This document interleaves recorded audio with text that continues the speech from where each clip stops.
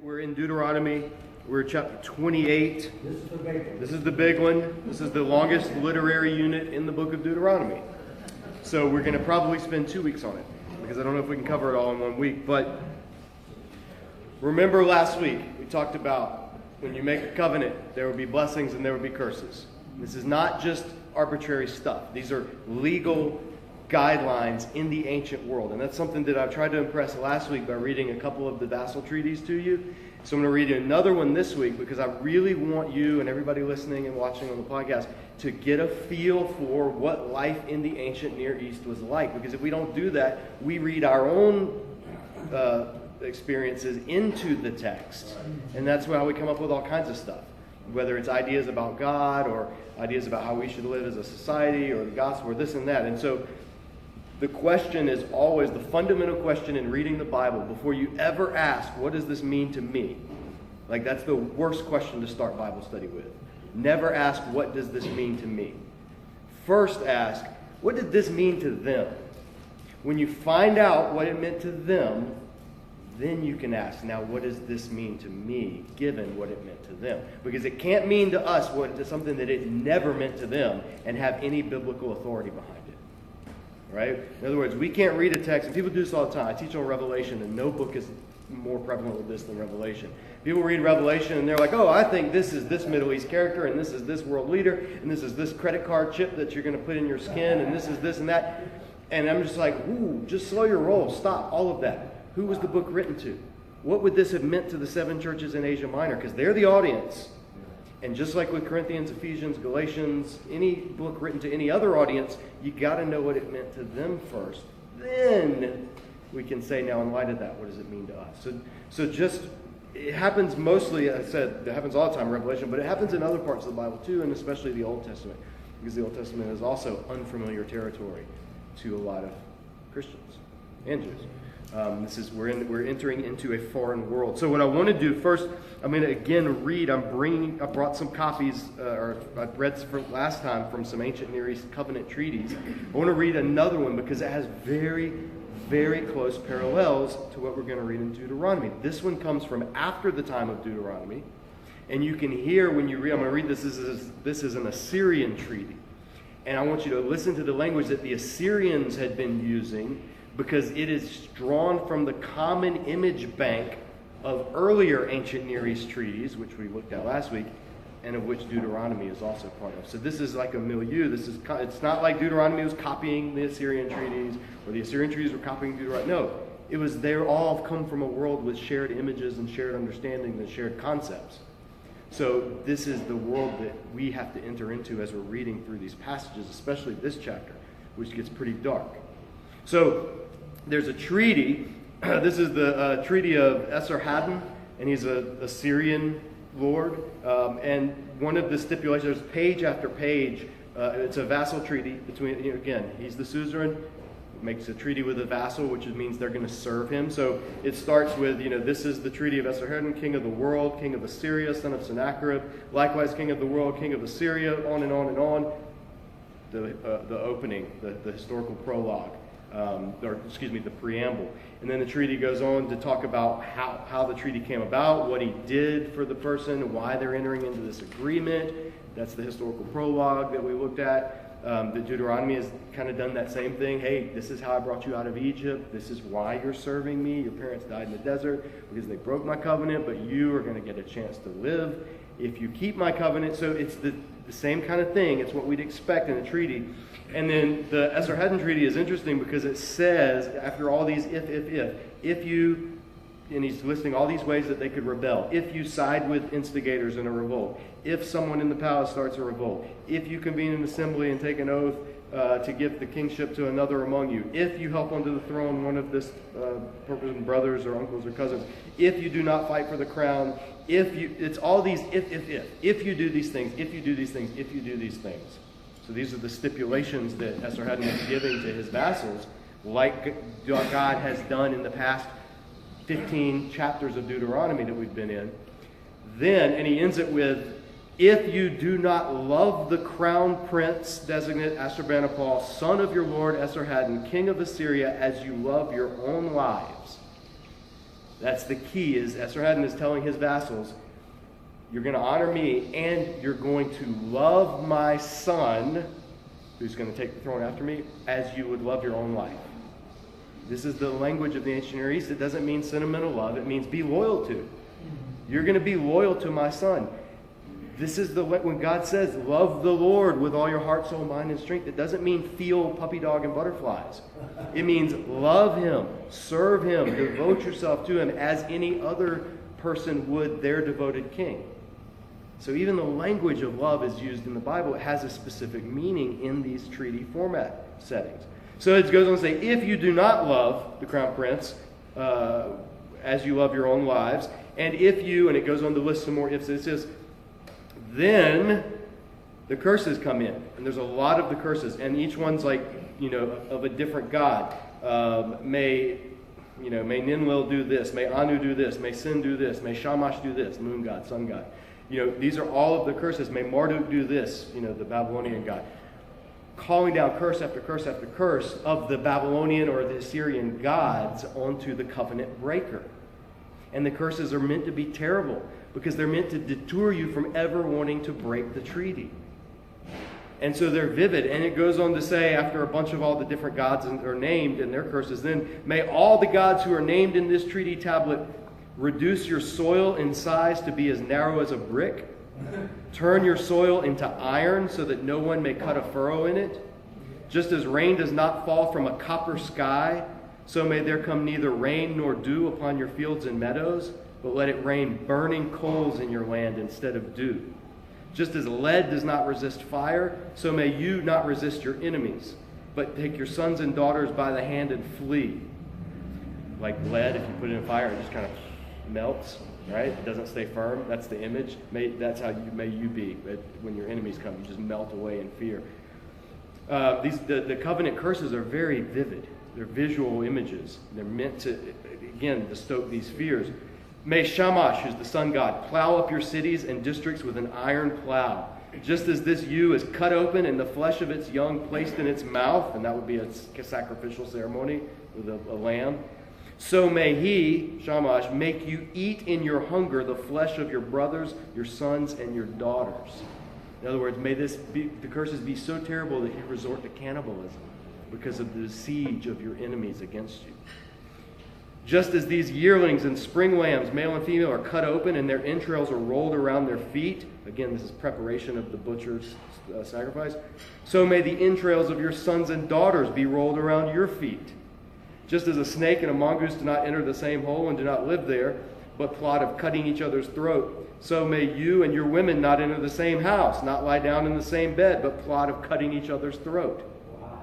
Just as bread and wine enter the intestines, so may they, the gods, let this oath enter your intestines and the intestines of your sons and daughters.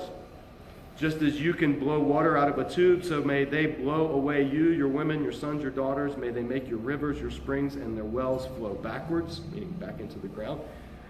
Just as honey is sweet, so may the blood of your women, your sons, and daughters taste sweet in your mouths. Just as this broken part is alive, so may you who are alive, your flesh, the flesh of your women, your sons, and your daughters be, when the text is broken there, we don't know what it says. But all of these curses are being called, and they're like vivid, shocking, meant to make you almost want to throw up curses. That's the whole point of it. May they blacken your flesh, the flesh of the skin of your women, your brothers, your sons, your daughters, like pitch. May your flesh and the flesh of your women, your brothers, your sons, and daughters be used up like the flesh of a chameleon. I guess the shedding of the skin. Just as a honeycomb is pierced through and through with holes, so may holes be pierced through and through in your flesh, the flesh of your women, your brothers, your sons, your daughters, while you are alive. May they, the gods, let lice, caterpillars, and other field pests eat up your land and your district as if it were locusts. May they squash you as a fly in the hand of your enemies. May your enemies mash you. Just as this bedbug stinks, so may your breath stink before God, king, and men. That's my favorite one of all these awful curses. Just as this bedbug stinks, may your breath be stink. Some people have already experienced that curse, apparently, in my life at least. May they strangle you, your women, your sons, and daughters with a cord. Just as this chariot is splattered with blood up to its running board, so may they splatter your chariots in the midst of your enemies with your own blood. May they spin you like a spindle whorl. May they use you like women in the sight of your enemy. May they cause you, your brothers, your sons and daughters, to go backward like a crab. That's another funny image.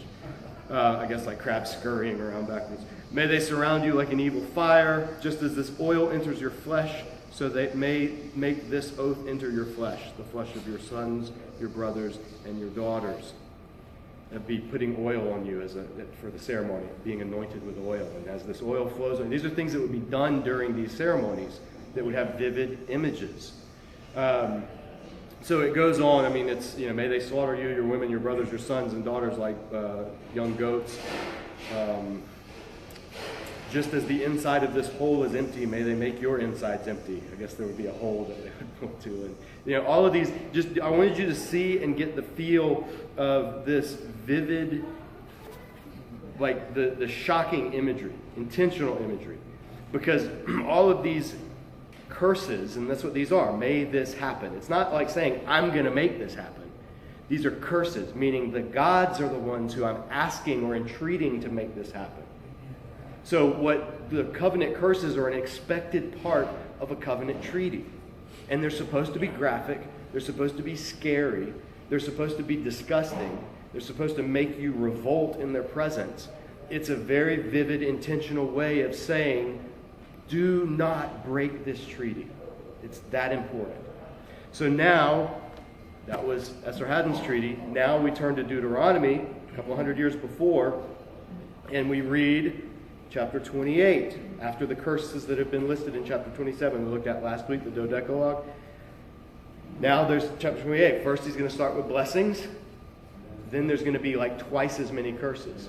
In the I believe it's the Hammurabi Code, the number of blessings to curses, the ratio is 1 to 20.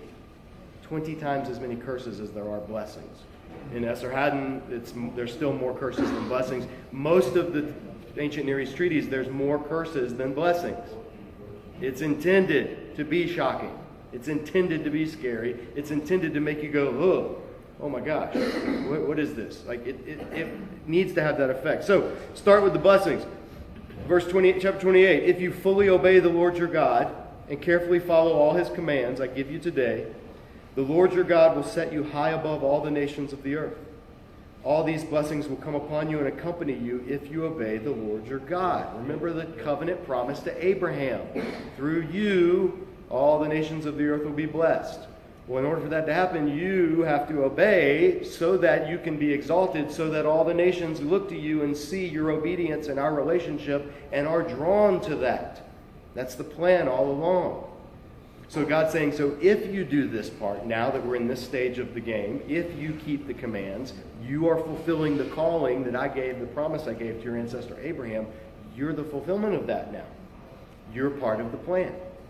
So if you do those things, there's a poetic section here. The NIV separates verses 3 through 6 because this is poetry. You will be blessed in the city and blessed in the country. The fruit of your womb will be blessed, the crops of your land and the young of your livestock, the calves of your herds, the lambs of your flocks. Your basket and your kneading trough will be blessed. You will be blessed when you come out and come in and blessed when you go out.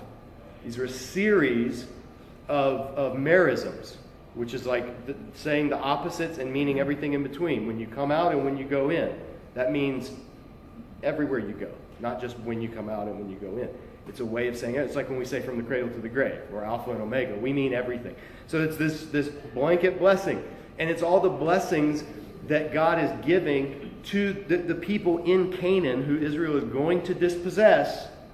They do all of the detestable deeds and things that they do to their gods in order to get these blessings.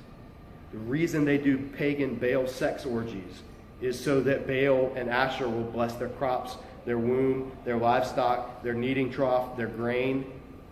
That's the reason. The reason they sacrifice their children to Moloch or to Chemosh is so that their lands will be blessed, that rains will be sent, that disease will be kept away. Because they believe the gods that they are devoting things to, whether it's sex or offspring or anything in between, are the ones who are in charge of those things. And so God's saying, if you keep my commands, that's how all those things will happen. Doesn't matter what ritual incantations you do. It doesn't matter what gods or goddesses you pray to. It doesn't matter who you invoke. Keep my commands. What commands? The commands he's given for the past 20 chapters. Keep these commands, And then all of these things will happen. He goes on, verse 7. The Lord, remember, every time it says Lord, it's Yahweh, it's his personal name. The Lord will grant that the enemies who rise up against you will be defeated before you. They'll come at you from one direction, but flee in 7. The Lord will send a blessing on your barns and on everything you put your hand to. The Lord your God will bless you in the land he is giving you. The Lord will establish you as his holy people, as he promised you on oath, if you keep the commands of the Lord your God and walk in his ways. It's a stipulation. If, we're used to on this side of the cross saying, it's a done deal, it's all done, I don't have to do anything, Jesus paid it all, Jesus paid it all. Slow down. Jesus paid it all in the way of getting you out of sin and redeeming your soul. But he didn't just leave it there. There is an if that happens after salvation, which is what Israel has experienced. Remember, they're out of Egypt. They've been saved. But they're not in Canaan yet. They're not in the promised land. They're in the in-between time. So if they do these things, then that shows they are God's redeemed people and that they will enter into the land. And there's a correlation. The New Testament makes it specifically with this generation. The apostles say, all these things were written for us, for our benefit, to read and understand, but we don't get it if we don't know their situation and the mindset that they were thinking of these things through. So the Lord will do all these things if you keep the commands of the Lord your God and walk in his ways. Then all the peoples on the earth will see that you are called by the name of the Lord, and they will fear you. And this language, fear you, is the same language used back when God gave, after the flood, Noah and his sons, he reinstituted the creation command. And he said, I'll put the fear of you upon all the animals. And it's a meaning, it's priority. It's not like the animals are terrified. It's like, no, the animals recognize you're over them. And that's the same language used here. Is God saying, if you obey, then I will elevate you above all these powerful nations. And they will actually fear you. Now think about this. This is before any concept of a nation-state of Israel existed. This is before any army. This is before any of the kind of stuff we think about. Israel was, at this point, a wandering tribe, or group of 12 tribes, of nomadic former slaves. They had no land of their own. Even their promised land, they never owned it. Abraham he owned one parcel of land in Canaan his entire life, and it was his grave. That's all he ever owned, and he died. Isaac, Jacob, they never owned any land. They were sojourners. They went down to Egypt 400 years, longer than we've been a nation. Now, finally, this rabble of slaves, this group of people who have been landless for the better half of a millennium, are now coming into the promised land. So God is telling them, this is what I have in store for you if you live as my vassals. And of course, the promises are going to have to do with what? Land, security, having an elevated national presence, all the things that Israel's never had. So these are the things that God that they want, that all the other nations pine after and make war after. And God's saying, I'll give you all these things. Verse 12, the Lord will open the heavens, the storehouse of his bounty, to send rain on your land in season and to bless all the works of your hands. You'll lend to many nations, but borrow from none. The Lord will make you the head, not the tail, if you pay attention to the commands of the Lord your God that I give you this day and carefully follow them. You will always be at the top, never at the bottom. Israel had only been at the bottom. They'd only known life at the bottom for their entire existence, going all the way back to Abraham. And so now he's giving them the chance. That Moses, think of this. Remember, this is God speaking, but it's Moses speaking it to the people. He's standing on Mount Nebo. So imagine we're on a mountaintop here. Mountain. You guys are camped there, down around the mountain. Canaan is that way. Okay? So I'm speaking to you. You're facing me, and I'm like, that's where you're going to go. That's what you're going to do. And you turn and look, and it's these mountains and this land. It's foreboding. It's got giants that live there, people that are strong at least and powerful, all this stuff. And I'm rallying you, and I'm like, guys, listen, this is all going to be yours. If you do what God's telling you to. Just do what he's telling you. Don't worry about the giant people with their giant armies and their giant technologies and their sharp iron and all the stuff that you don't have. Don't worry about how are we going to get our crops watered. This is a mountain country. We're used to Egypt where you dig and make canals and that's how the regular crops grow. Here it's barren. You just rely on the rain. And God's like, yes, And who controls the rain? I do. So rely on me, rain's going to come. It's a huge leap of faith, and it's a test of faith. And Moses is doing it. He's rallying the troops. If you saw Braveheart, right? Remember William Wallace riding up, and he's like giving the guys that are scared and nervous, it's like, no, you can go do this. You can beat the English today. Just imagine Moses standing there with half of his face painted blue and a big broadsword in his hand if you need to. But it's that same image. He's trying to motivate Israel. These are sermons in the form of an ancient Near East treaty.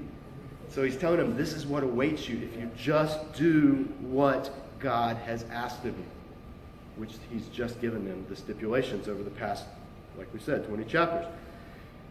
However, it's a treaty text. Treaty texts have blessings. That's great. They also have curses. This is what awaits you if you don't. It's not just if you don't obey God, then you won't get those things. Now, if you don't obey God, you're going to get the opposite of those things. You see the difference? It's not just, if you don't obey God, you're going to miss out on your blessing. No. You're going to be cursed. You're going to be cursed with the curses of hell. That's a big difference between missing a blessing and being cursed. And God's not saying, no, you're just not going to get the blessing. No, you're going to get something. It's going to be the curse, which is the opposite of the blessing. The curses are as bad as the blessings are good. So don't choose the curse. It's a very simple, choose this day who you will serve kind of moment. That's exactly what Joshua will tell the people shortly after this. So it goes on. It just reverses everything he just said. If, however, you do not obey the Lord your God and do not carefully follow all his commands and decrees I am giving you today, all these curses will come upon you and overtake you.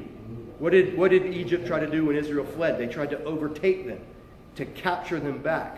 So these curses are presented as like animated living entity that wants to re-enslave Israel back to what they were freed from. That's a metaphor for sin that runs through the Bible, by the way. I wrote a paper on it. It's on my website. If you're interested in reading, I'll give you the link. But it says, if you don't do these things, you will be, and this is the opposite of the poem in the previous section, you will be cursed in the city and cursed in the country. Your basket and your kneading trough will be cursed. The fruit of your womb will be cursed. The crops of your land, the calves of your herds, the lambs of your flocks. You will be cursed when you come in and cursed when you go out. Very clear. The opposite of what happens for blessing. The Lord, he's not done. The Lord will send on you curses, confusion, and rebuke in everything you put your hand to, until you are destroyed and come to sudden ruin because of the evil you have done in forsaking him. The Lord will plague you with diseases until he has destroyed you from the land you are entering to possess. The Lord will strike you with wasting disease, with fever and inflammation, with scorching heat and drought, with blight and mildew, which will plague you until you perish. The sky over your head will be bronze, the ground beneath you iron. This is exactly what Esarhaddon was also threatening his people. The Lord will turn the rain of your country into dust and powder. It will come down from the skies until you are destroyed. The Lord will cause you to be defeated before your enemies. You'll come at them from one direction, but will flee from them in seven. And you will become a thing of horror to all the kingdoms of the earth. Not a sign of blessing, not exalted of the kingdoms of the earth. You'll become a thing of horror, a thing of reproach. All of this is happening on the world stage. Moses is letting the people know history is watching. The world is watching. This matters. So, verse 26, your carcasses will be food for all the birds of the air and the beasts of the earth, and there will be no one to frighten them away. The Lord will afflict you with the boils of Egypt and the tumors, festering sores, and the itch from which you cannot be cured. One of those terms is probably hemorrhoids. Just a fun fact. The kinds of curses and things that, if you've ever had bad hemorrhoids, then I'm sure you don't want you can see the cursing involved in that. But he's cursing, he's like skin diseases, like all the things he afflicted Egypt with. It's like Egypt being reversed. The creation blessing is being reversed. The Abrahamic promise is being reversed. Everything's being reversed. Why? If they abandon the Lord. If they turn away from the Lord. This is what awaits. The Lord will afflict you, verse 28, the Lord will afflict you with madness, blindness, and confusion of mind. At midday you'll grope around like a blind man in the dark. You'll be unsuccessful in everything you do. Day after day you'll be oppressed and robbed with no one to rescue you. You'll be pledged to be married to a woman, but another will take her and ravish her. You will build a house, but you will not live in it. You will plant a vineyard, but you will not even begin to enjoy its fruit. These were blessings that were promised, if you remember, a few chapters back in Deuteronomy. That God wants you to build a house, enjoy its fruit, be married, enjoy time with your wife. All these things were the promises for God's people. Now this is reversing them. Verse 31, your ox will be slaughtered before your eyes, but you'll eat none of it. Your donkey will be forcibly taken from you and not return. Your sheep will be given to your enemies, and no one will rescue them. Your sons and daughters will be given to another nation. You will wear out your eyes, watching for them day after day, powerless to lift a hand. A people that you do not know will eat what your land and labor produce, and you will have nothing but cruel oppression all your days. The sights you see will drive you mad. The Lord will afflict your knees and legs with painful boils that cannot be cured, spreading from the soles of your feet to the top of your head. The Lord will drive you and the king you set over you to a nation unknown to you or your fathers. There you will worship other gods, gods of wood and stone. You will become a thing of horror and an object of scorn and ridicule to all the nations where the Lord will drive you. You will sow much seed in the field, but you will harvest little, because locusts will devour it.